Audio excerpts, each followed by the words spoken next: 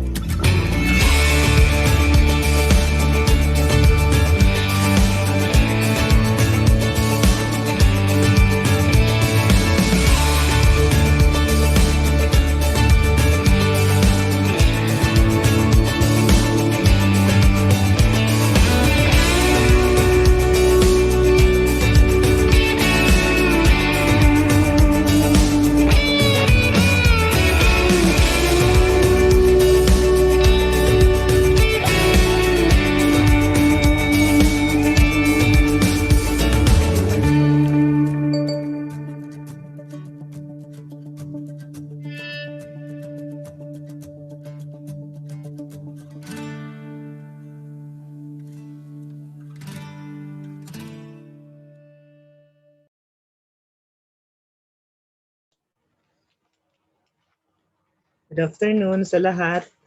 Hello Good everyone! afternoon. Can we open Hi. po yung ating cameras? Thank you, Richard, Christopher. Good afternoon, Moan. Ayun, si Monique. So, Okay, the rest po. Pa-open na lang po ng ating mga cameras, okay?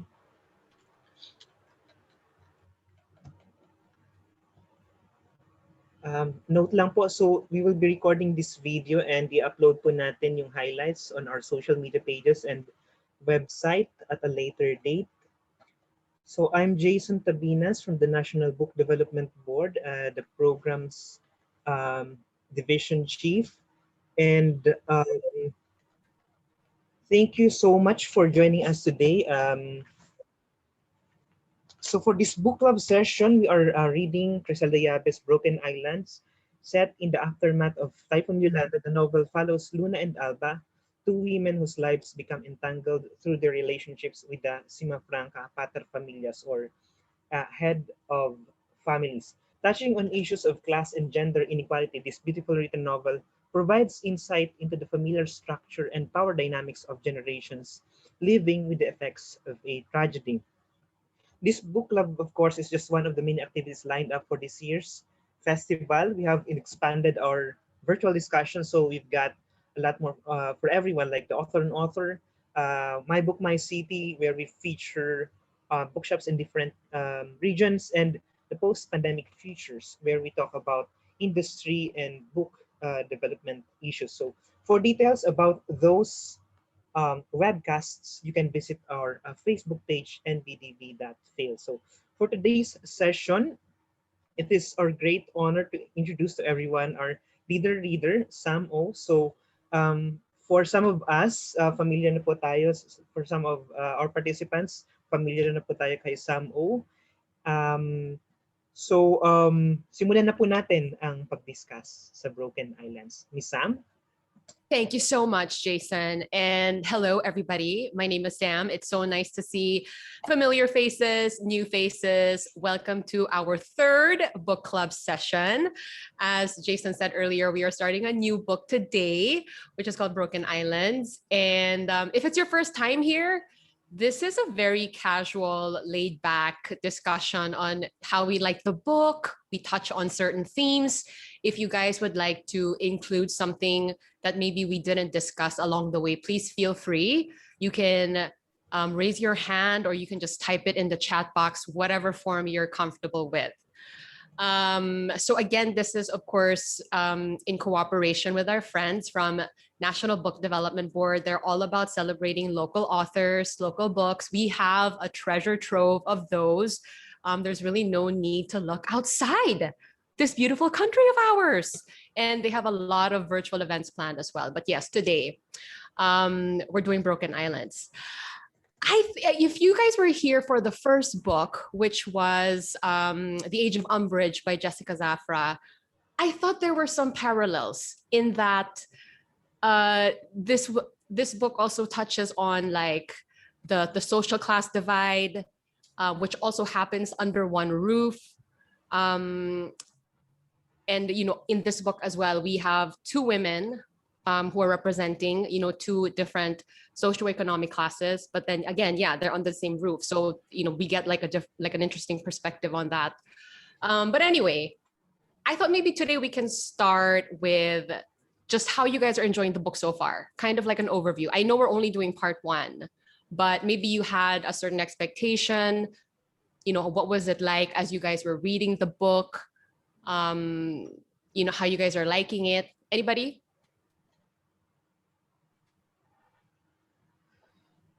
So you can just jump in, like feel free. Yeah. So you can just turn on your i-unmute niyo na po yung sarili niyo and then you can talk. So maliit naman po yung yung group eh. So yun. Oh, turn on your cam, guys. I mean, I love looking at the beach, but I'd really rather look at your face. Talking to you, Candice. See, Mark unmuted his mic. Mark, do you want to jump in and just kind of tell us, like, how did you like the book so far? Early impressions, mga ganon. Mark, are you there? Okay, let's we'll get back to you, Mark. Sino pong gusto mag-start? Okay, Myla. Richard. Oh, Richard is in line. Myla kasi. Richard, Funny thing about Myla was here last time, and she's such a big fan of Jessica Zafra, but she had joined the book club late. So she just joined the book club without having read the book. So I'm sure Myla has a lot to say today. Oh, baka you want to tell us, Myla? I'm sure you finished the book. Did you like it? Hi, everyone. I'm happy now that, you know, I can participate because I have read the book. So, hindi naman ako nakakahiya. My first thoughts, I'm really happy talaga that the NBDB is doing this because I really love the book. I was really surprised by how Criselda Yabes wrote this novel, even if I really just finished like the first half of what was really required of us to read. The tone for me is perfect pa naman because lately we've been having rainy weather, diba? So I find it a bit gloomy, sleepy. I really can relate to the feelings of Luna. Diba Luna is obviously depressed. She's undergoing this melancholy over the death of her father and all the other miseries that happened to her. So I can definitely relate to her mood more than Alba's mood. So that's it. So I can't wait to really finish the rest of the parts of the book. But so far, I'm really immersed I feel like I'm Luna in the story. That's it. Oh, I love that. Yay. Richard, kamusta? Hi, so hello to everyone. I do really like the book. The book was really a compilation and a sneak view of many stories of loss and grieving. I think the book was really timely for us to give the viewers on how and what really happened during the time of Yolanda, and we can see here people moving on and not moving on, and it's a story of much of grief and losing, but at the same time, it gives us a picture of how strong people were during those times. And yeah, I really like the book. It's a long read, but it's worth the time. Thank you, LDP. Thank you, Richard. Glad to hear it. I think Christopher was about to raise his hand, but then, yeah. Yeah, actually, it's my first time here. So Welcome. thank you very much. So I'm looking for a good narrative that could tell us about what really happened during Yolanda. And this is a good book, a good reference, a good instructional reference also for schools. And with my current job in the Department of Foreign Affairs, so it's good for us to level on something we can promote abroad. For example, for countries that might have experienced the same thing. So this is a good literature, and thank you very much for this. Oh, thank you so much, Christopher. I think it really helps that the author, Criselda Yabes, has a journalist background. So you can really observe, like, she has very, like, a keen eye for detail. She includes all that in the narrative of the book. And so, yeah, you have that going on aside from the novel, the fictional side of things. So, yeah, absolutely. I agree. Monique, hi Monique. How old are you? And welcome. You're it's your first time to join us, right? I've been to the book club before, but just not for this book yet. Ah, okay. I'm assuming parang she's the youngest one. Monique, how old are you if you don't mind me asking? Turning 13 po. Oh wow. Okay. Are you enjoying the book? Did you enjoy the first part of the book? I think it was okay. Just found the narrative interesting despite the swear words. The swear words. Oh nga. Actually, now that I think about it, I think there were some parts that maybe would have made me blush a little bit. Okay. Where's your mom, Monique? Just kidding. Okay. Anyone else who wants to kind of give us their first impressions so far after the first chapter, which is a lengthy chapter? For me, I think if I compare it with Jessica Sapra's book, um, her book was more of a page turner compared to this one. So it really took me a long time, and I was actually afraid that I might not be able to finish the first part because it's a slow read, and but I really like I really like it when the author described the setting. So it got me in the mood. Yeah. Thank you for being honest, because I also kind of struggled with it in the beginning. I felt like the pickup was a little slow.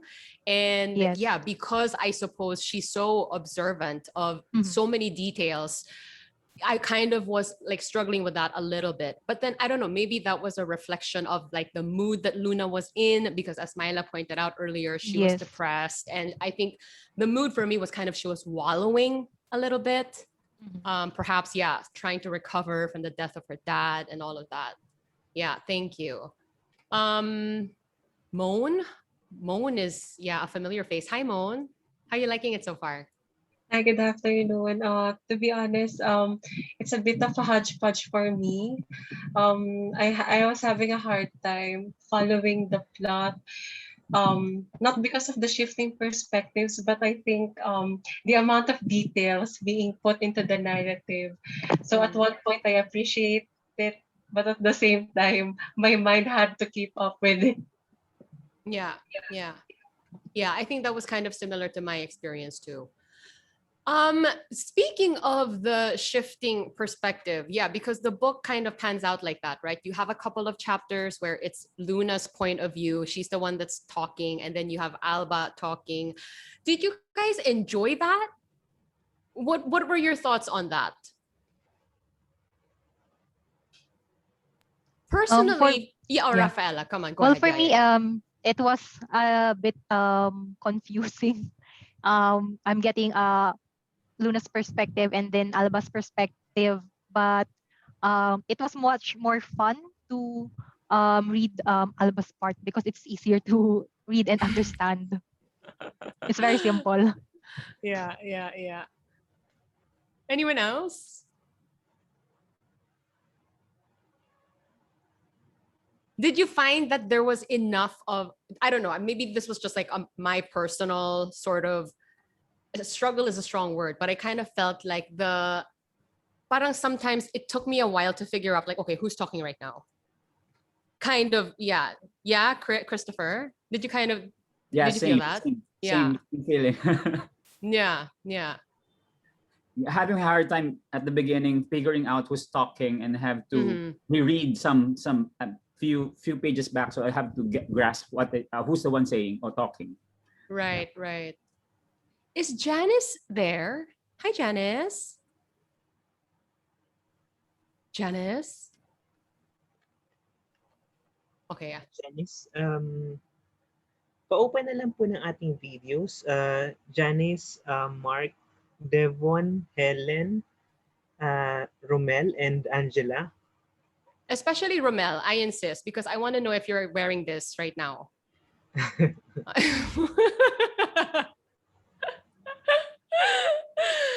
Okay, I think Monique was nodding earlier. I think she might have enjoyed this interchanging perspective. Monique, did you like that? Yeah. Why did you like it? Can you share with us? And you have a dog. The changing of perspective lets me know what the other characters are feeling mostly.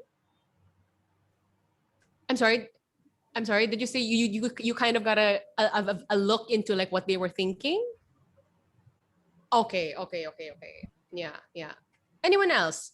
Because personally, for me, like aside from maybe not kind of having to pause a little bit to figure out, because I mean, certainly she gives us hints here and there. Like when the character is calling kunwari Manoy uncle, then obviously you know that's Luna. And then Alba will be, talking with some Bisaya mixed in her narrative, yung mga ganon. So there are clues definitely, but it took me a while to kind of figure it out.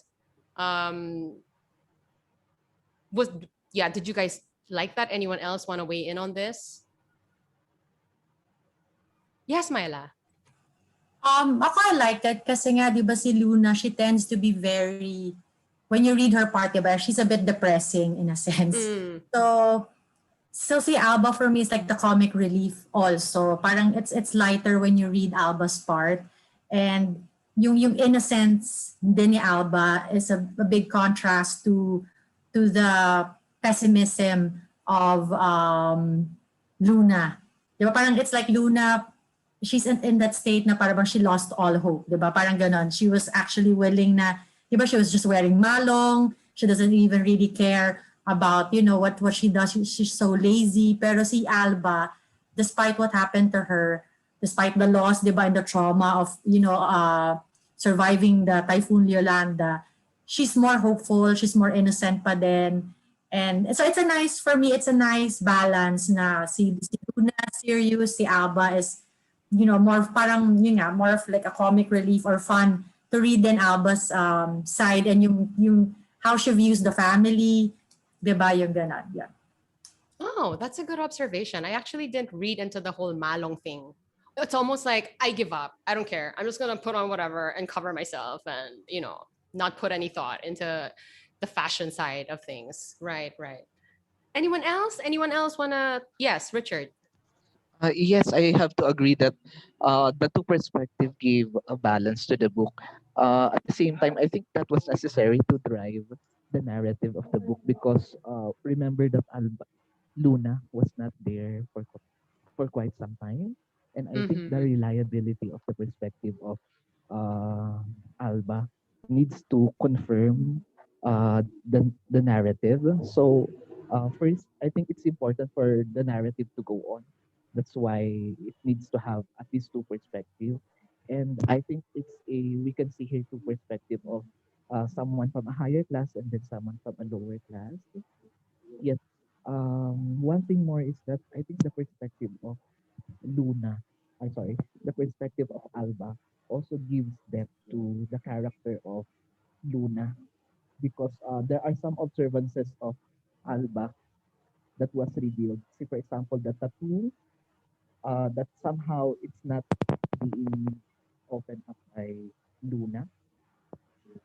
For example, the tattoo that I think I remember Alba described the tattoo as a hurt that a certain wound that was hidden, that is being hidden by Luna. So I think the important element of the perspective of Alba gives depth to our character, which is Luna. At the same time, verify some important events on how you look at from this side and then on another side. So I really enjoyed the perspective. Okay, okay. So basically, you liked how they kind of played off each other, and through their narratives, they were revealing things about the other person with through their observances, which we only got to read. Like, say, if we wanted to find out something about Luna, it was through Alba that we were finding that because she was the one that was seeing it and telling us about it. Oh yeah, okay, that's a good one. Yeah. Okay, so I think you kind of touched on like the class divide, which I think is one of the themes that is explored in this book, right? What instances or what references made it obvious for you, that whole class divide situation between Luna and Alba as you were reading the book? I think, for example, the positioning of the houses of the house, say for example, the house of since they are made, and then the brother Tilo is located a little bit far from the house, and they are near in the gate to open the gate for the for uh for for Manoy.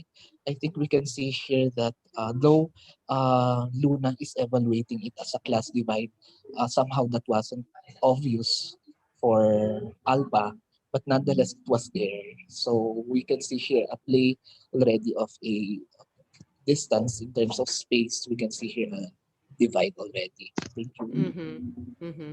I see some people are just joining us. Hello, welcome. This is our third book club session with National Book Development Board. Anybody else want to kind of delve into the whole class divide thing between Luna and Alba? Yes, Myla.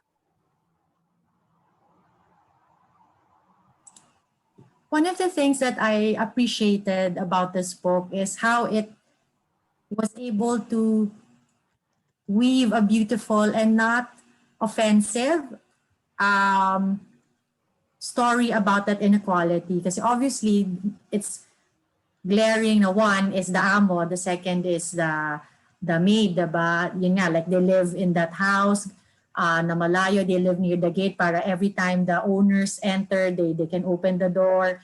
And also the comment of Luna na si Alba just stays in the kitchen and she knows where she is, that's her place, and how she, like she can watch TV, but when, of course, Luna is there, she has to leave because, of course, the maid cannot watch TV, diba, once the amo is there.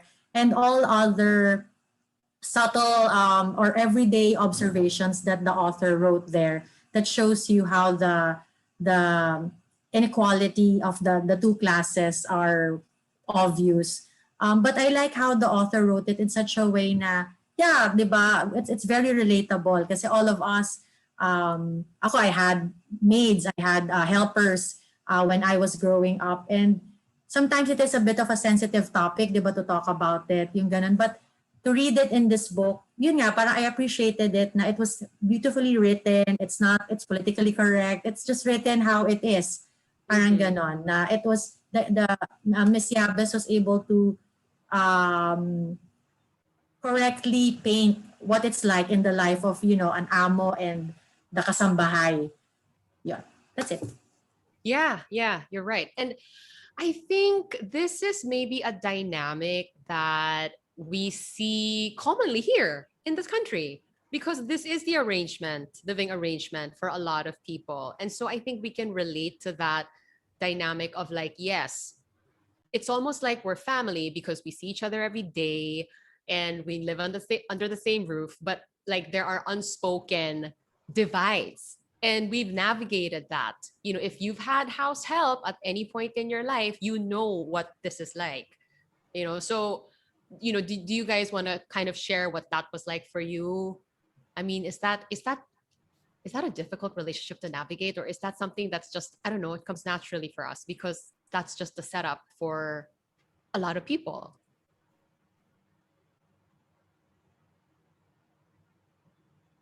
Yes, Christopher. I think the author Criselda has made a good choice on this, on presenting the classes, because we all know that calamities is a greatest equalizer of all time. So calamities, those stories, is basically one perfect example of how each classes were very equal in a certain point in their lives. They're equal, and then when they're remembering all things that happened, it evokes the same feelings, but just the same. We're all humans, and these classes were not present in those moments that the memories of Yolanda were recalled and were present. So it's just clear that it's so wise for the author to choose to present this class and the issue of calamity happening in one single book, and I appreciate that. Oh, okay. Yeah, that's a great point. Because yes, there is that sort of glaring class divide, but then when you throw in a calamity of like the Yolanda magnitude, I mean, really at the end of the day, we're all kind of on the same playing field. Right. Anybody else want to share about this whole class divide theme in the book? When was it made obvious for you? Maybe you could relate to some of it. A lot of dead air today. Guys, come on. Maybe right. I would like to point out the gender inequality. Oh, The gender inequality. stereotype, Okay. yeah, the stereotype that woman has to be saved, especially since the girls are predicted as someone from the mountains, things like that. I think those are the parts that really struck me the most, especially that we are championing women empowerment and to still be characterized as like those, being saved by those white monkeys really struck a chord with me. Did anybody find the term white monkey a little offensive? I was a Yeah, little uncomfortable with that. that is right. Or I don't know, maybe that's a reference they use like in the provinces or something. I don't know. Yeah, maybe they do, like among the locals. But Mon, yeah, you're right. It's 2020. And so I think, generally, especially like in the city where we live, there's definitely that whole women empowerment thing that is very much ongoing, but I think in certain parts of the country, and I think the geography of our Philippines, of our country, kind of plays into this a lot also, right? What are you in that realm? Like, is that where you work, or is that like a personal advocacy of yours? Maybe I'm just thinking about the cultural differences as well. Just like what you have mentioned earlier, that in the city we are much more progressive, but then we have this those people living in the provinces who have this still ongoing culture of um, looking for better life outside their location when Uh-uh. they might probably have also equal opportunities there. That's what I am thinking about. Yeah. I think Alba called it jackpot. Jackpot Yeah, daw. that's Oo. Diba? Yeah, gender inequality, class divide, any of those things that maybe stuck out to you. I think Richard wants to say something. Ay, hindi pala. Okay. Anyone Um, else? for the class divide, Mm-hmm. in the I'm not sure if Bourbon is a municipality, but I think most of the people there are really poor. But in the Cimafranca family, most of them, I think all of them, most of them went abroad to finish their studies. And the Yes. people in Bourbon, they think highly of them. It's like Manoy is, they think of Manoy as the mayor. So they really look up, the entire community looks up to their family. Mm-hmm. Do you find that kind of um, is dynamic the right word? Because I feel like that's not really limited to the provincial areas. I mean, do you find that happening in the cities as well? That kind of mentality.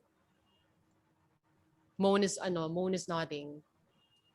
Yes, I think it is also the remnants of colonial mentality about Mm-hmm. because we have been enslaved for so many years, and so we always associate progress with other countries and maybe foreigners. Yeah, yeah. Anyone else wanna weigh in? Ayun, kaka-Google ko na ng Bourbon. Yung Bourbon pala ay fourth class municipality sa ano, sa Cebu. So ano talaga siya, real ano, town. So It's a real yan, town. I think ganun din sa city, may areas din sa city na ayun, may business district siya, tapos may informal settlers din sa ibang areas. Ang equivalent doon naman sa ano sa provinces ay or sa towns, no? Sa provinces ay um may ano may city center and then may bundok. So parang pronounced yung ganong difference, yung class divide in terms of where you live, kasi yung mother ni Luna ay galing din sa bundok, diba? Tapos although medyo yumaman na din yung family ni ano ni Luna, may ganun pa rin, hindi pa rin nawala yung sa identity niya na galing siya sa mountain top eh. um, Same with the other characters na ano na kay Bina, si Bina pala. So ganun din sa ano sa bundok. So may hindi sila nililive ng ganung ano character eh. Yan. Bina, by the way, was a very interesting character. I felt like the book picked up with her entrance. Yes. I remember it to be around page 80-ish, something. Okay. But Jason, that's really interesting because I think the next thing that I wanted to explore was like the whole Luna and Alba's characters being affected by where they live, right? So Alba, she is from, was she in Tacloban where Yolanda actually hit?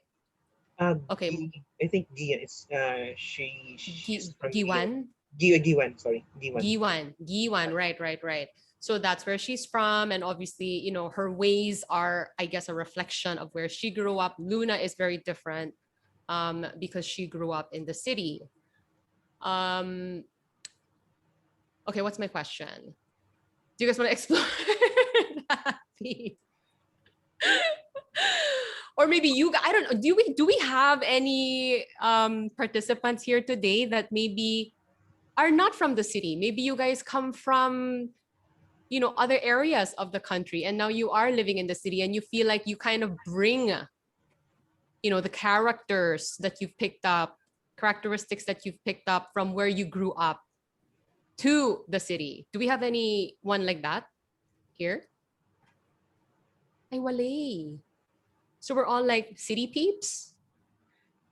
I'm from Oh. Bicol actually. Oh, you're from Bicol. Oh, Jason. Kay is Me too. ano Taytay Cagayan, although Greater Manila area. So yun. Yes, ano ba? So I'm from a second class municipality. Kinumpare talaga sa Bourbon. Bourbon is fourth class municipality. Second class kami pero hindi parang ganoon ka-progressive yung city. So na-imagine ko na sobrang economically sobrang backward nung Bourbon eh. Mm-hmm. Kasi from a second class municipality ako. So may town center kami and then doon yung yung poblasyon. So where the population is, and of course my mountainside and then my seaside then, and yes, I think paano ba? Yan, so first years ng life ko from the town ako, and then I moved to Naga City, and then I moved here in Manila. So may may ganung movement, and I think for most people from Manila, I think they have provincial roots. Bihira yung galing talaga dito pinanganak talaga dito sa Manila, and grew up in Manila. So yeah, so yun lang muna yung sharing ko. Other people siguro, Raf and Kay, maybe you can share. Richard? Raf? For me, I'm also from I grew up in Bicol in Albay. Oh, Yes. And I think in terms of the way that the author describes the municipality, I could compare it with the um, town where my mother grew up in Sorsogon. So it has a lot of beaches actually, and I could say that most of the people there are actually very poor, and they can only like get out from being poor, especially the girls, if they'll be able to marry someone rich or marry a foreigner. And then it's true that they go back and then they make their own houses. So from having a house that's made of um, like a bahay kubo, mm-hmm. and it's upgraded into one that's made of cement, and it's situated near the beaches as well. And I think some of them also have they make a resort as well. And yes, so the thinking there, especially for the women, is that they will consider you successful if you're able to marry someone rich. Yes. And so it also affected me in the way that so for me to be successful, I have to be to marry someone rich, or someone that will help me. Uh-huh. So and yeah, so that became one of my considerations when looking for a man I back love then. it. Oh my gosh. So up Yes. until what age were you of that mentality? Actually, I just changed my mentality. I think after graduating in college, when I started to um, read about stoicism, because right now I think Whoa. when I think compared to their times, if I in hindsight, they don't really have that much choices. But right now, I am a college graduate. I have more choices now, and I have a stable job compared to them. They don't really have that much opportunities. So Mm-hmm. also, aside from marrying someone rich, in order for them to be successful or considered successful, they have to leave the municipality, because the money is Mm. not there. There's no money there. It's in here. So, I mean, the whole damsel in distress mentality is something that, has been explored, in many, many books. And I Mm-hmm. feel like that's a more common thing. I guess I'm just wondering, like, because that's a mentality that we're familiar with, but like, what do the men feel about a damsel in distress? Because I think some women kind of feel like, oh, I want to play the damsel in distress. I think men like that. Like they want to come in and rescue a girl. Like that's appealing to them. So, I mean, Christopher, Richard, Jason, and the other gentlemen who are here. Um, I mean, yeah, what are your thoughts on that? I'm still thinking about it. So Mm-hmm. on a damsel on distress. So in this modern era, so if I would be on the case of, for example, that rich guy and then being married to that damsel in this damsel that's not in distress, but I prefer a damsel. No, it's kind of kind of difficult thing first. So if it's something done per agreement with the family, so again it will still there should be a love that emanates from it. So Oh yeah, absolutely, You may absolutely. take. Yeah. I guess I is it fair? I don't know if it's fair to say na parang there's no love in that kind of setup. I think there could be, but I guess this whole aspect of like a man coming in to rescue someone. And yes, it's 2020, but I think this still happens like quite a bit. So I'm like, Christopher, that's not appealing to you. It's like too much pressure for you. If if it's not being called for, if it's something like it just happened, if there's no external force working on it that's pushing me to do it, then I'm not okay. I'm okay with it. If there are external forces asking me to do it, then I'm not okay with it. So I'm okay for something that really emanates from myself, and then Right. I'm just seeing is the exact moment that I need to help that person out, and then that's the exact thing. Okay. Yeah, because I think oftentimes, and I think we see it happen in this book also, parang it becomes an extension of like rescuing the damsel and her family as well. Yes. Yeah. Richard, any thoughts on that? Yeah, I find it really, because I think we're talking about foreigners coming here in the country, and their treatment to our women is complicated by their their their culture also and their context, because we have here their perspective to brown, like as Filipino, has something to do with at least their colonial power. I tend to look at it that way, that they the feeling of domination when they exotize women, our women here, their fetishness. I think those aspects are pronounced in the for colonial powers, and then they are old age, and I cannot relate to that aspect because I tend to look at our women in a different way. Oh, good for you, Richard. Good for you. But what do you think is taking so long? Because I feel like the whole when we were a colony, that was a while back, and still the colonial mentality, I think, is pretty rampant. Why do you think it's taking this long for us to kind of get out of that? Yes, Myla. Well, aside from, of course, the colonial mentality, still pervasive in it's ingrained really in our psyche, in our culture, especially third world countries, right?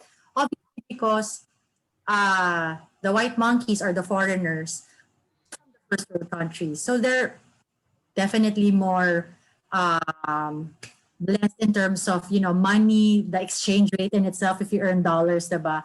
The fact that you earn dollars, that's why we have so many OFWs, diba? They prefer to leave our country and work abroad rather than stay here. So for me, it's not really more of a damsel in distress, but more of, it is a reality. It is a sad reality, especially for any third world country like the Philippines and other, Southeast Asian country, that women really see foreigners as their way of salvation, a way out of poverty, a way to improve themselves and eventually help their families, right? So that's why the people in Bourbon, actually I was surprised because like in Manila here, we always talk about, oh, we have like friends or foreigners, but they don't like us. I mean, they prefer to date women who are, of a certain type, the petite, long hair, dark skin, and I see that it was mentioned in the book that, the foreigners, they like to go there and marry the provincial, the local women, because for them that's attractive. Right. And aside from that, I think the foreigners, they like these women because in a way it's bad, but because they know that they will be taken care of. It's like it's not really an equal partnership, but more of the man dominating or domineering the woman, and the woman will just be a servant in quote unquote, right? So that's why there are a lot of like mail order brides also happening. So I think Is that that still a thing? Yes. So that's why um, it still happens. It's still rampant, and I don't think it's really more of a colonial mentality now. It's really more of an economic need now for people to have better lives. So they tend to marry a foreigner or migrate to a different country because staying here is definitely not gonna be better for them, especially if you're from a small province like Bourbon. Right, right. Moan, because you're, Miss Girl Power here, what are your thoughts on itong colonial mentality that's still so pervasive, as Myla pointed out? I was just thinking about the post-colonialism theory in literature, wherein sometimes the colonized feel this amount of gratitude, perhaps, or ambiguity towards these colonizers because in a way they also paved the way for progress. So I'm not sure if that is the lingering reason why the Filipinos still are heavily influenced by these colonizers in the past. So I'm not sure if, especially us Filipinos, we are very into values, utang na loob, and things like that. So I'm also unsure about that. Mm-hmm, mm-hmm. Monique, are you having fun? Because I feel like these themes are a little, mature. What about Monique? Okay, what are the things that stood out to you? As a 13-year-old who read this book so far, what were the things that stood out to you that you enjoyed? I think that the little bit of comedy contrast really stood out to me and made me laugh because the way that Manoy expressed how Luna fainted on the bridge. She said, "She's not guapa. She looked like a dead frog on that bridge." Right. So you enjoyed the comedy moments in the book. Who was your favorite character? I don't have a favorite yet. Not yet. Okay. I mean, there's a lot of new ones that are being introduced about halfway into the book. So I think we're gonna have a lot of characters to go through. Hopefully we'll hear from you on the second one, and you'll have a favorite character by then. Anybody else before I go move on to the favorite character question? Any thoughts on the whole colonial mentality side of things? Yes, Jason. I think about colonial mentality, I think it boils down to the economic aspect and educational situation in the Philippines. Um, Siguro for us in the city, parang nababagalan tayo sa progress, no? Because we are, sa akin na nga, because we are with people na parang the same, the same social class, kung saan tayo kabilang. Kung employee ka, most probably ang mga nakasama mo din araw-araw ay or sa area mo or sa city mo ay working class din. So in a way, so parang as working class siguro, uh, lower middle class or upper middle class, I think yung magkaroon ng ganung perspective na parang mabagal yung yung pagkawala ng colonial mentality kasi nga tayo, exposed lang tayo dito sa sa the same social class. Pero if we look at the statistics, no, in terms of economic aspect, kung gaano kataas yung salary or kung average income ng tao sa provinces, sobrang layo na compared sa Manila. So with that,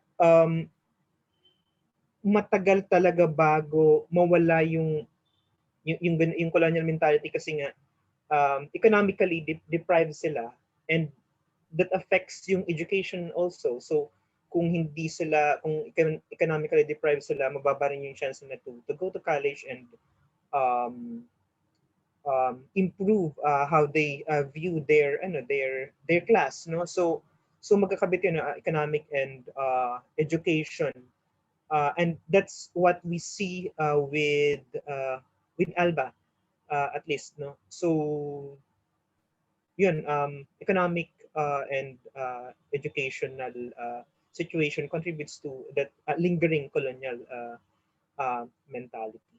And Moan agrees with you very much. Moan, would you like to say what you wrote on the chat box for us? I just really want to affirm what Sir Jason has been talking about, especially with the education. And it really will develop kasi. That's the main goal of education, for you to be able to think for yourself, especially now with the age of misinformation, disinformation, especially with the upcoming elections, things like that. The crucial role of education and the reach to the provinces and the most vulnerable sectors are the things that we must really focus on. And I think Raf touched on that too, like based on her personal experience, because she actually comes from a town where the setup is quite similar and the women there think this way. But it was only when she went to college and graduated where she felt like, oh, that's not what I have to do. Yeah, that's not my way out at all. Yeah, so Monique had a hard time, pointing to a certain favorite character, but do you guys have one of your own right now so far? Like, are you rooting for somebody? Are you very curious about someone? Who are you focused on right now? Most endearing to you?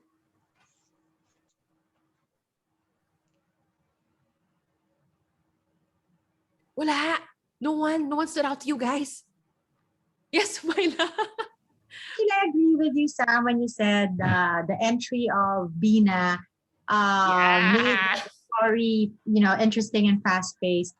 Actually, for me, so far, my favorite character is Manoy. Manoy or Manoy, I don't know how to pronounce it properly.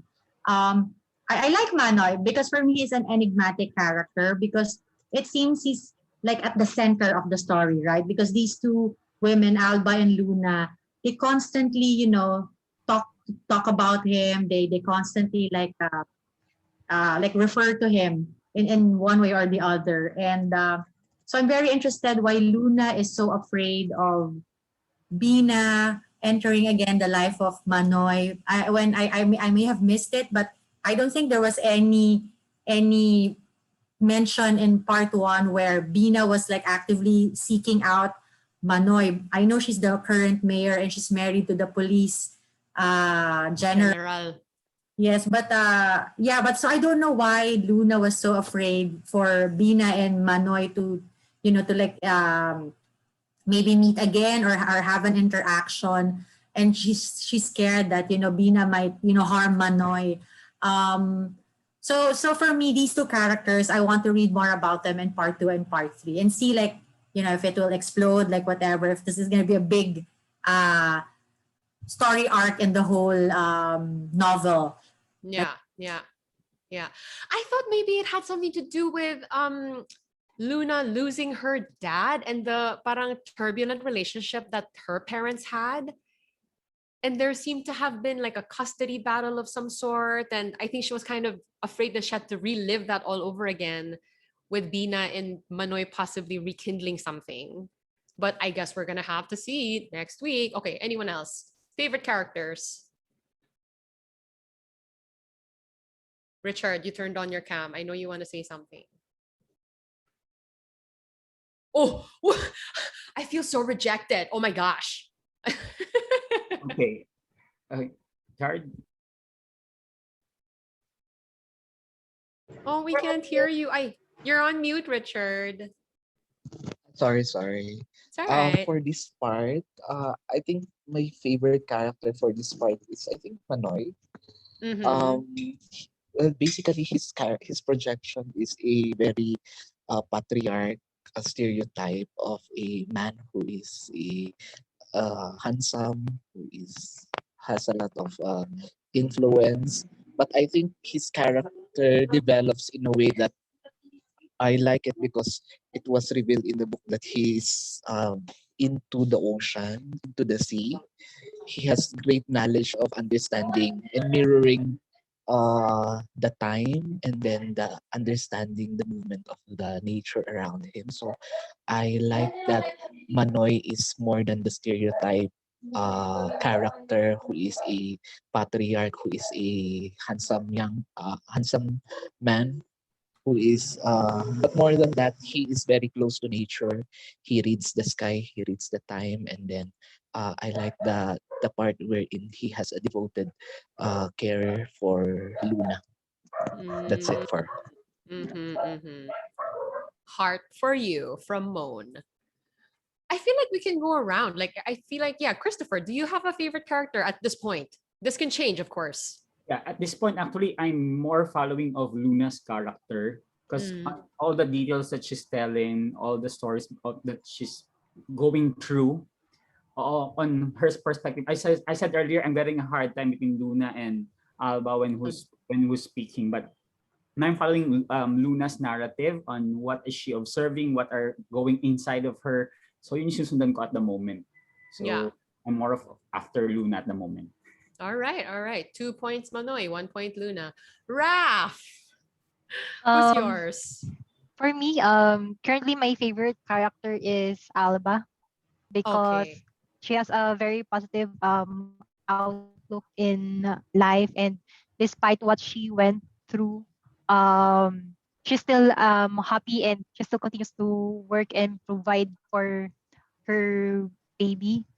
And right now, what the character that's very interesting for me is Bina, and how what are the similarities of Bina and Luna's mother. So I'm actually excited of what's in part 2 and 3 of the book.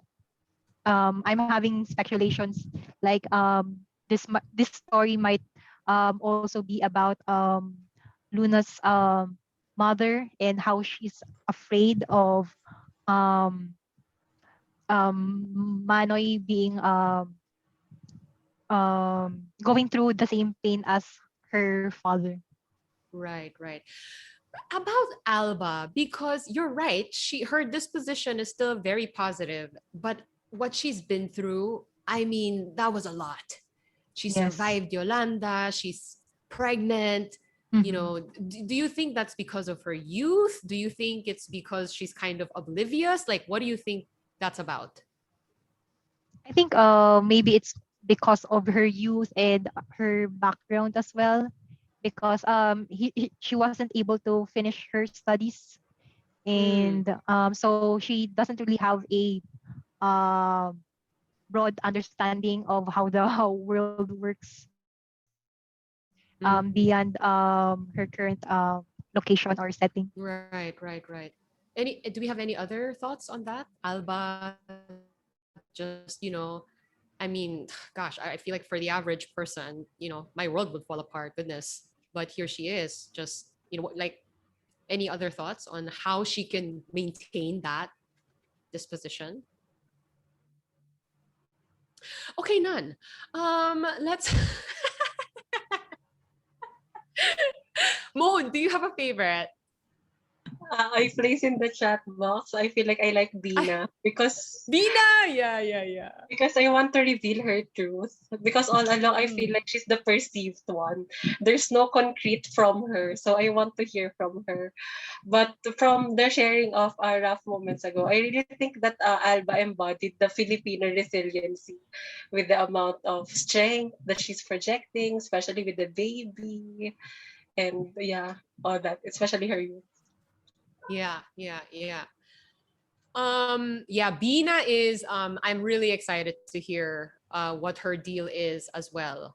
Although so you think that maybe may parang plot twist ito dun sa story ni Bina? Because I feel like we're given a lot of information naman. Like we know what her background is, we know how she ended up, going to Japan, and then she's coming back and she's just, I don't know, gonna stick it to everyone, but you think there might be some kind of plot twist along the way. I just feel like she's a bit being judged as of the moment, and they want to claim some redemption value. Got it. Yeah. Of our friends here who have really not said anything so far, anyone? Romel, Elaine, Nessa, Mark. Yeah. Are you guys sure you don't want to jump into this riveting conversation? kung hindi Going po on kaya ng 3. internet niyo yung yung video, you can just turn on your mic po. Pa-unmute na lang po kahit hindi kaya nung baka hindi lang kaya ng wifi yung yung video, but pa-unmute na lang po. Mark, Nessa, Maria, and Romel. Yeah. I think they just they just want to listen, which is fine. It's okay, guys. Okay. Do we have anyone, because so see, the dad of Luna had like a really random hobby, which was bird watching, and he drew birds. Do we have, which is why we have birds on our screen, by the way. Nice birdie. Pinractice namin yan kanina. Do any of you guys by any chance, are into the thing? Christopher, really? Yeah, I used to be part of Haribon Foundation's bird watching. So it's kind of interesting as well. It's mentioned on the book. So how we differentiate this type of birds, how we differentiate for each bird kasi iba yung tunog nila. So each bird iba yung tunog, and you can locate them basically from where are they placed and when is the best time to watch them. Wow. I know everyone's like, oh, this is fascinating. Okay, I'm sorry, and I'm probably judging because I've never tried it, but it kind of sounds like it's a lot like fishing is kind of like I'm just sitting there and waiting for fish to bite my bait. Is bird watching kind of like that? I feel like it would take a lot of patience on my part. Yeah, patience is also part of trekking. If you want to go through Mount Makiling, when you trek in the morning, then there are places there you can really do bird watching. And there are times as well, for example, migratory birds coming in Candaba, Pampanga. So we do have those season where you really go to it early in the morning and bring your specs with some bird watchers and appreciate. You have a checklist also of the birds coming in, so you can appreciate them from a distance. Or mga attendance. So, can you tell us, can you elaborate a little bit on the appeal of bird watching? It's different because you're like viewing a different creature, and you just live at the moment. Existentialist, medyo existentialist siya kasi parang you want to view how they perceive things. And there are also, for me, messengers, there are harbingers of truth, and then there are a lot of things you can explore with the messages of birds. Like even in the DISC personality types, right? We have the owl, the peacock, the dove, and what's the other one? The eagle. So these are 4 types of birds na for each personality type. So I'm really amused of how the psychology plays also on these things and how these are blended and how to explain realities in these days. So marami pa rin na explore. Oh my goodness, this is like a whole universe. Yes, the bird watching scene. Do you guys have any questions? It's such a treat to me. I was not expecting somebody who was actually into this to be with us today. Anyone who has, questions about bird watching? Yes, curious din ako dun sa sa part na kasi sa novel parang syempre shortened yung ang ninanarrate lang sa novel ay yung time na pumupunta na si Luna tapos yung father niya sa isang site. Pero how about yung actual na napagpunta sa bird watching site, kasi parang so gaano kahaba yung bird watching? Yung window frame, for example, from 6 a.m. to 8 a.m. So yun yung window frame. There are birds na dun lang time na yun medyo magpapakita sa'yo, or they will just go to that place. Kasi at some point in time, they have to look for shelter. So for example, in our neighborhood, we can all say, yung mga cute dun sa Makati Village, sa Legazpi, tsaka sa Pasay, you can hear yung mga cute little birds, yung mga fantails yun, yung medyo pagbubuka ng yung buntot nila, those are fantails.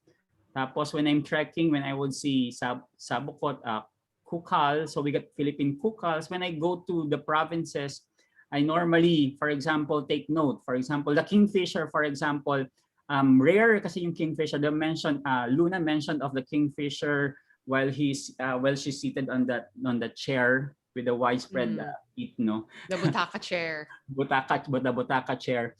And Yes. you mentioned of the kingfisher, and also in the cover of the book, there's a kingfisher there. So Oh, is that it? yeah. So there's a kingfisher. There's a kingfisher is for us in the Philippines, we have endemic kingfisher. So it's something that perhaps the illustrator would say that this story is very endemic for the Philippines because we have endemic kingfishers as well. So there are symbols and placed on the birds as well, on what type of birds they're placing on the stories. What kind of bird is this, Christopher? It's like a cockatiel for me. like my hair now, like my hair. I cannot figure out how it's moving. So it's just perhaps telling me that I'm a bird lover. I love bird watching, so I can figure it out how to put this down. Yeah. Oh my gosh. Myla has a question. Okay, Myla. And also Richard. Go ahead, guys. Ask Christopher. Myla. No, because they mentioned the novel mentions a lot of different kinds of birds, right? Like fisher, and then is the blackbird also the kite, the Brahmini kite. Brahmini kite. Yeah. I'm just wondering, like, because it's also symbolical, like it's also in the book where it were shown Luna's back, and it was mentioned that she had wings tattooed on her back, right? As part of her healing, process. So I'm just wondering if the tattooed wings on her back were that of the Brahmini kite, because Kite. Yeah, it's more that's of her the Brahmini favorite kite. bird. It's more like a Brahmini kite's wings. Yeah, or that's her dad's favorite bird, or was that the bird that the dad wanted to see before he died? Was So it? it's more like as a daughter and a father relationship that she wants to continue on the dream of her father for her. So it's more like, for me, it's a symbol of freedom and gaining her strength to fly again. Yeah. So there are a lot of symbolism that I'm seeing on those things placed on that story. Interesting. What about you, Richard? You had a question. Yeah, I'm just curious to what extent can birds could have a deeper relationship to humans. And we have seen here that the bird is following Luna or appearing in the morning, or the bird seems to remind her of his dad. Yeah, I'm So, having a goosebumps now. yeah. So it's more like, the bird is a messenger. So it can always, for a symbol of her dad. The bird can also be a symbol of her, reminding her of the presence of her dad with her, that she's just that the father is with her along the way. So on the stories, he's just there, and I won't leave you, and I will be your guide, and I will be a remembrance of the memories we spent together. So it's a very symbolical thing to continue that presence along the way for the story to continue. Oh, wow. Wow. Those are some perspectives that we could not have had without you, Christopher. What would we have done without you? Thank you. Wow, yeah. So, last question. Because you know how a lot yung hugot, maraming hugot si Luna dun sa bakit umalis siya nung morning na yon to watch that bird. Like, he left us to go see this bird. And that's why he died, right? And she has a lot of resentment about that. As somebody who is into this hobby, can you so you can relate to that? Like that much desire. In that moment, that parang you're seeking for an answer for a question, and you're going to seek a message, an answer from the bird, just to seek to message from that, from what answer can I get from just watching you there or meeting you there. So there are questions, or there are some, for example, movement of nature as well. So we see the movement of nature and the movement of things around us also give us meaning. So getting meaning from these things going around us. So mas connected to nature yung movement niya. And this isn't also like the name Luna. Yeah, moon means Luna, so connected in a way sa nature. So. And then how Manoy also was into nature and Exactly. Oh wow. Okay. I'm so glad you're here. Please come back. My first time here, actually. So ever. Awesome. Okay. Yeah. Much for giving a lot of that depth into the whole aspect of the birds in the book, and the characters and how they all kind of mesh together. I thought maybe we can end today with this one, because yes, this passion that Crispin, Luna's dad, had for bird watching, he also drew the birds. Is that like just a natural part of the bird watching? Do all bird watchers draw the birds as well? It's a hobby of those who watch during those ages. Like now kasi we can capture them. Before we don't have a camera to capture the birds. So basically you only have paper and pen to sketch. At least you can differentiate. Kasi at some point the bird will reveal something different every time you see it. It's different. Sabi nga nila, one of the philosophers said that you cannot cross the same river twice.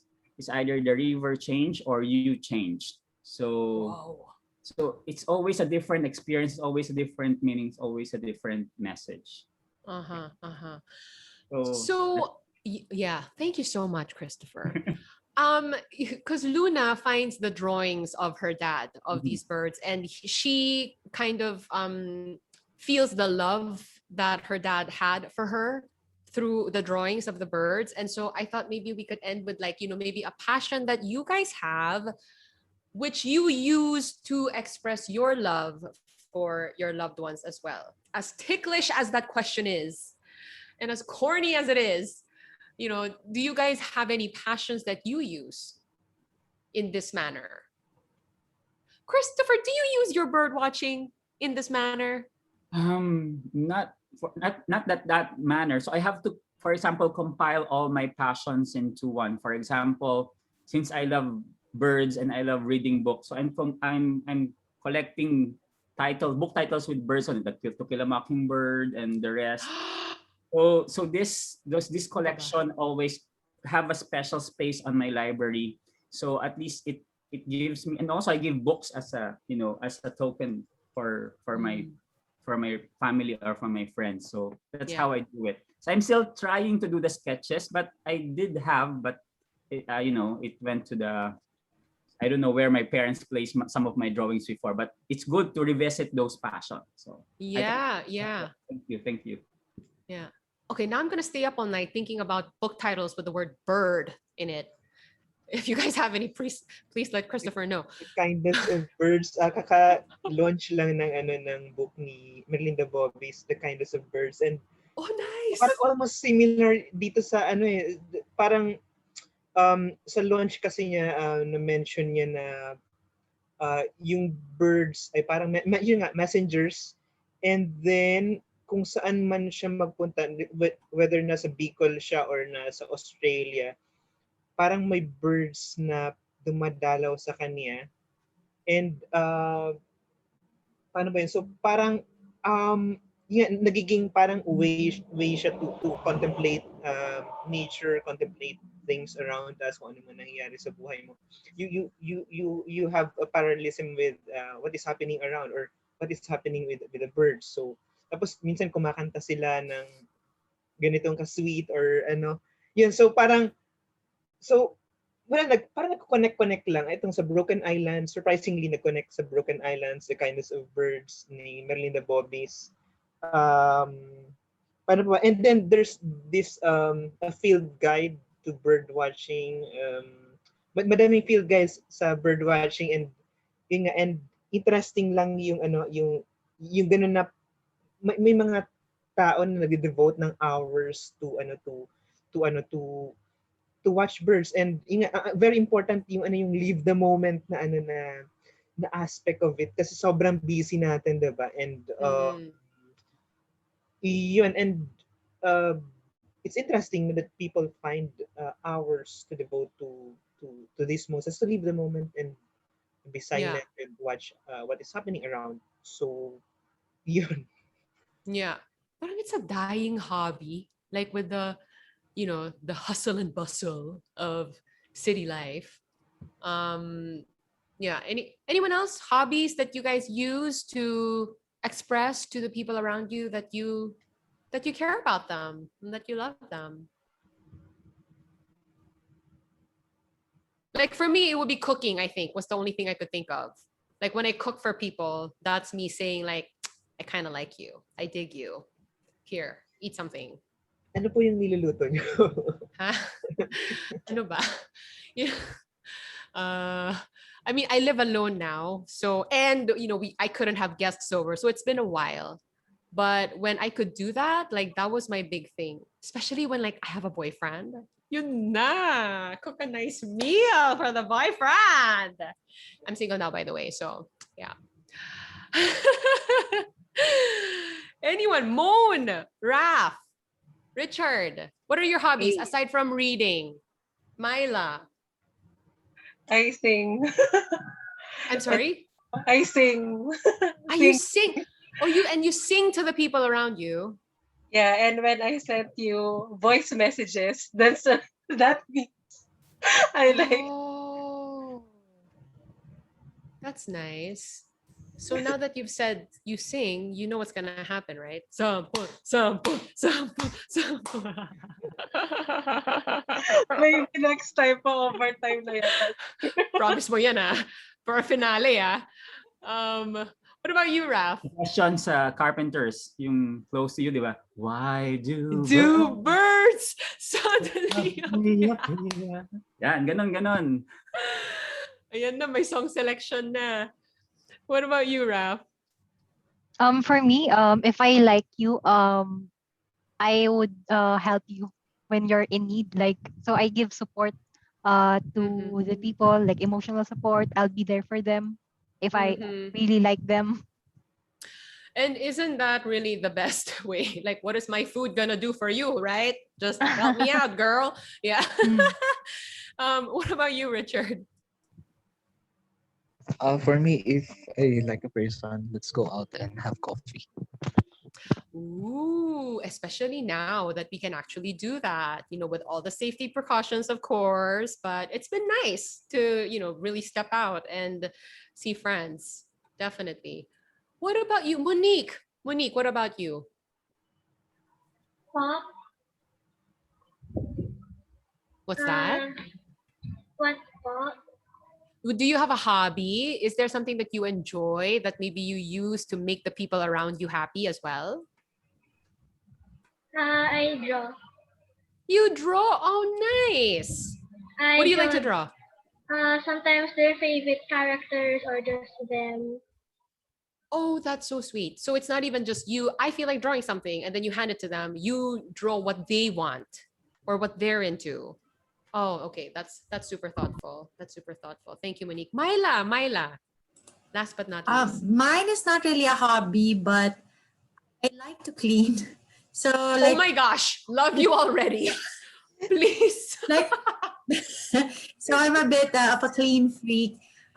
So for example, like for my daughter, she's an adult already, but whenever I visit her condo, I one way to show that I love her is I clean her condo.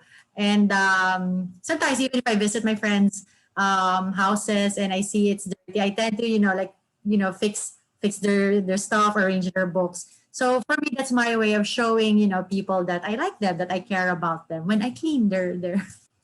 Ah, yes, please come over anytime. You are welcome anytime, Myla.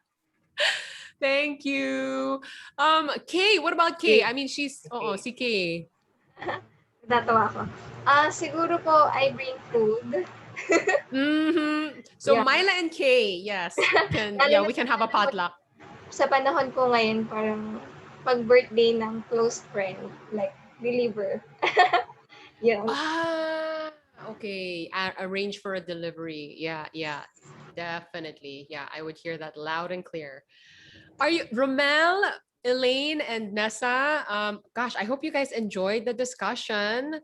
Hopefully you'll jump in next time as well. And yeah, I mean, do you guys want to add anything before we officially wrap today's book club? Can we schedule real life bird watching once pandemic ends, Moon? That's coming from Moon. Oh my gosh, that would be so fascinating. Yes, Myla. Happy to see your volunteer volunteer guide.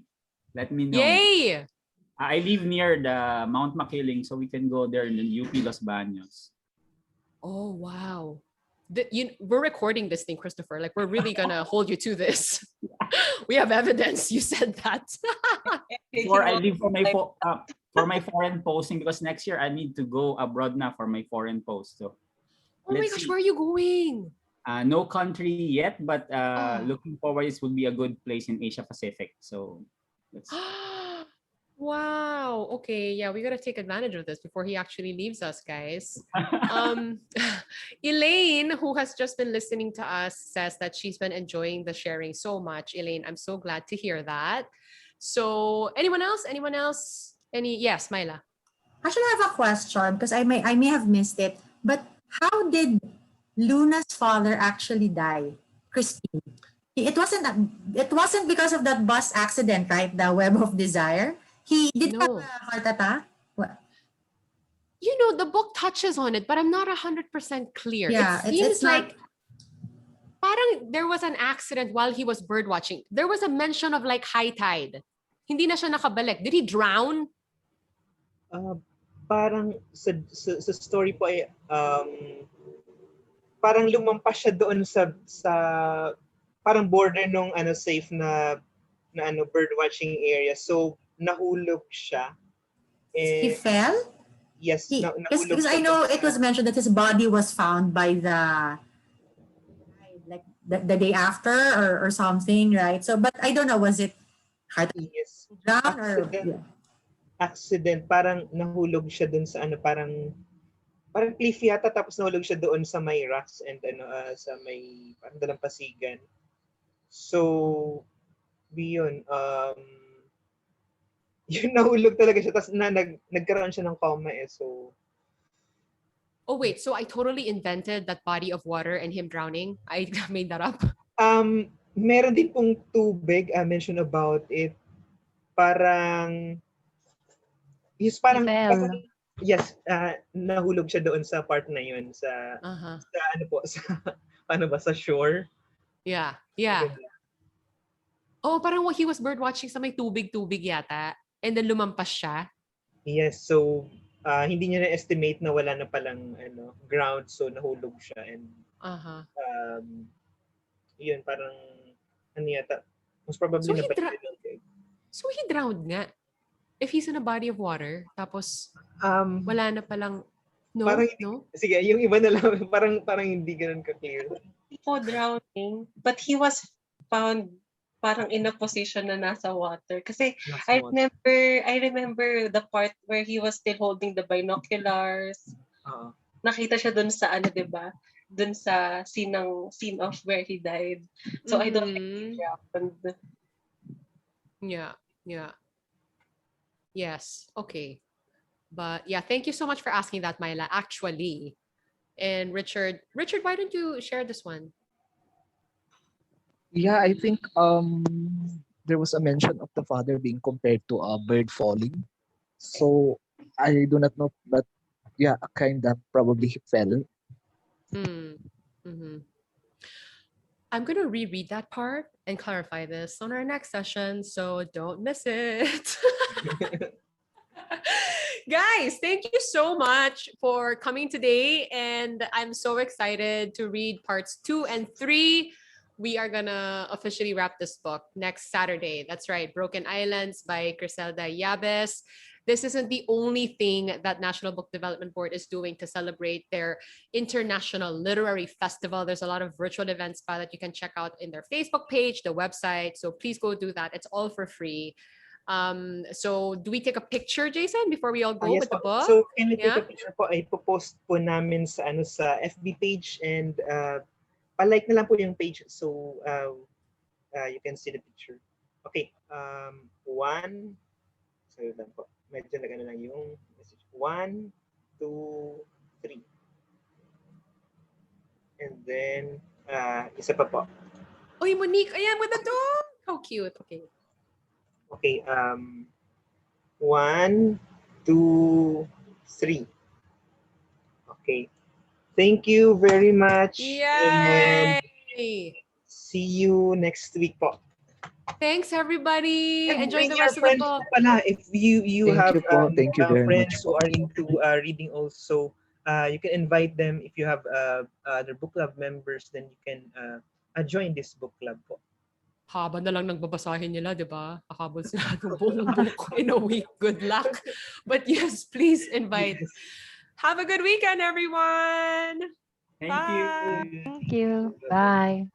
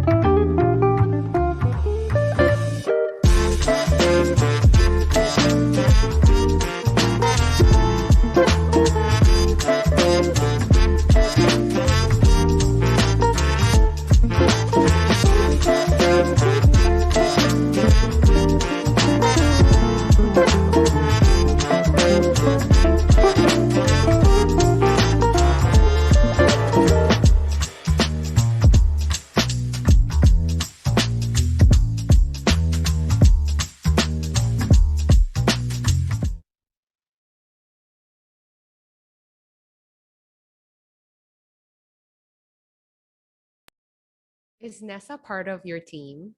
Ay. Okay. Thank you po. Thank you. How did that go, you think? Medyo konti lang yung ilan kayo yung ano ngayon, yung peak ngayon? Parang 16 po ata. 16 lang po, no? Baka Baka din yung ano, lakas din kasi haba yung ng... kanina. Okay. Opo. Siguro yun sa ano din ng libro, di ba hindi pa nakakarating yung books nila, may mga nag-text sa akin na gusto sana lang pumunta pero hindi pa nila na-receive yung book. Kasi parang bumili sa aklatan yung karamihan, usually ngayon yung shipping, so parang a few days lang yung lead time to read. So yun. Pero So, mukhang hinintay nila yung aklatan instead na bumili sila mga 3 or 4 weeks ago na in-announce natin yung book. Anyway, medyo compared sa Umbridge, parang hindi ganun ka-polarizing yung views dito. Parang ang soft lang kasi nung kwento. I mean, hindi siya weak interesting actually siya, pero yung tipong maganda siyang basahin na parang hindi siya yung paano ba? Kung compare sa Umbridge, no? Parang ang ganda niyang basahin, pero yung pag-uusapan mo na parang hindi siya ganun kalakas maka-attract ng reaction. Parang ganun. Ganun po yung yung pakiramdam ko. Yeah.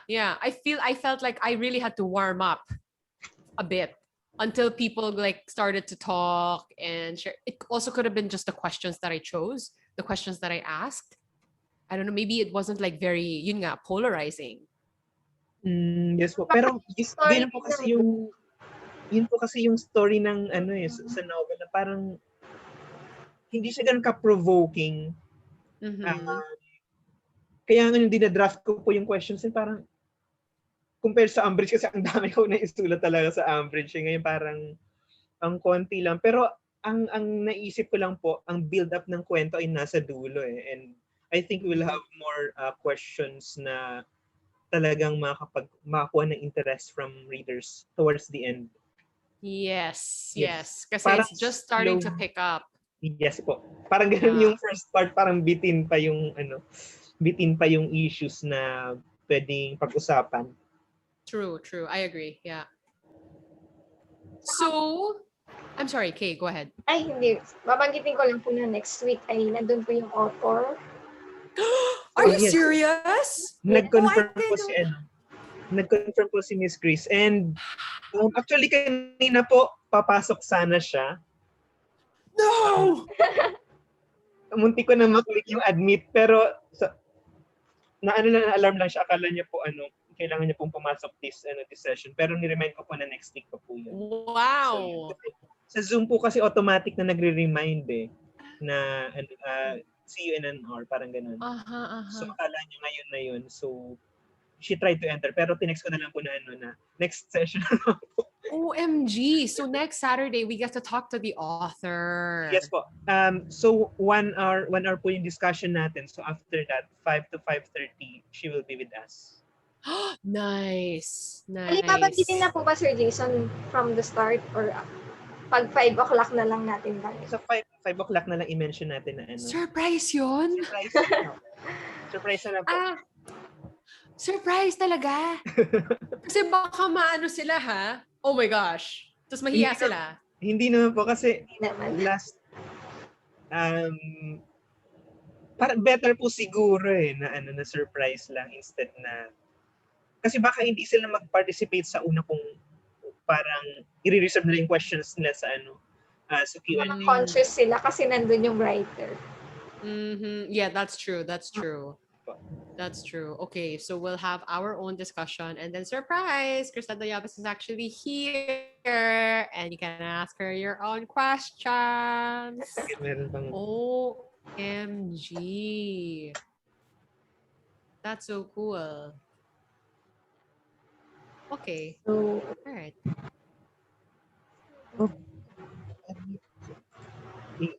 Remove natin case. Okay na po. Ayun, okay. All right. All good. I think overall, I think nag-pick up lang po yung session towards the end. Medyo slow start lang kasi ganoon din yung novel, parang slow start lang. Naramdaman ko din yung medyo slow yung yung pacing. Yeah. I think overall it was good. Thank God Christopher came and like geeked out on the bird watching. Yun That na was such a good addition to the discussion today. Yeah. Okay. So, wow, I'm looking forward to next week, guys. That should be really fun. Yes. Yeah, Sige yeah. po. Okay. Thank you, Miss Sam. Thank you. Thanks, Thank you po, Miss Sam. guys. Happy weekend. Have a good weekend. Happy I'll see you weekend po. next Saturday. Thank you. Bye-bye po.